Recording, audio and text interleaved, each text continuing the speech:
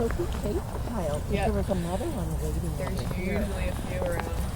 There's Oh my gosh, no one. He could, I don't even know if it could handle, but Yeah. he could probably run away from. But if it got two, so he had to come out and she said, I put my hands up and started yelling to make myself as big as I could. Oh, yes. But his quickness saved him. Yeah. To be unable. Yeah. I would think they're pretty fast too, are they, coyote? Oh, look at this beautiful dog.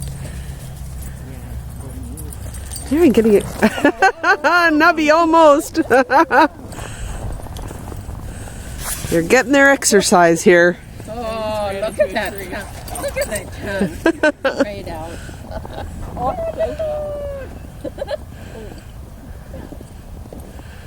Little dog needs a break. Aren't you guys getting tired? Nubby's like, Let's have a break. Let's agree to have a break. This is ridiculous. Well, when this one, the little white one, was young, Yeah, you needed a break. You're gonna come see your other friend.